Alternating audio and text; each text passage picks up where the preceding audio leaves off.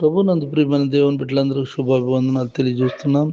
ఈ ఉదయకాలంలో ఆయుష్ ఆరోగ్యాన్ని ఇచ్చి ప్రభుని స్తుతించే భాగ్యాన్ని దయచేసిన దేవునికి స్తోత్రం కలుగును గాక. బాధపరచబడి వారికి ఆయన న్యాయము తీర్చును.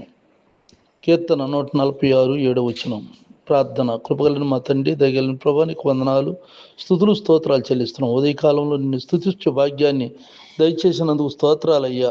బాధపరచబడుచున్న వారికి న్యాయం తీర్చు దేవా, నీకు స్తోత్రాలు. ఎవరైతే ఏ బాధల్లో ఉన్నారో, ఏ కష్టాల్లో ఉన్నారో వారందరికీ న్యాయం తీర్చి వారి సమస్యలను తీర్చండి, దేవుళ్ళతో నింపమని.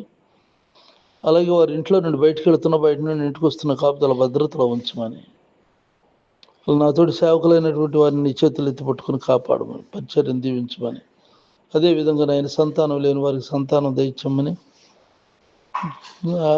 అదేవిధంగా ఆయన గర్భిణీ స్త్రీలకు సుఖప్రసవం దయచేయమని ప్రార్థిస్తున్నాను. ఉద్యోగాలు లేని వారికి ఉద్యోగాలు దయచేయండి, దీవులతో నిమ్మని, అన్ని విషయాల్లో వద్దలచ్చమని వేస్తున్నామని ప్రార్థిస్తున్నాను తండ్రి. ఆమెన్. తండ్రి దేవుని దయ, ప్రభువైన యేసుక్రీస్తు వారి కృప, పరిశుద్ధాత్మకు సన్నిధి నిత్యం తోడై ఉండుగాక. Amen, amen.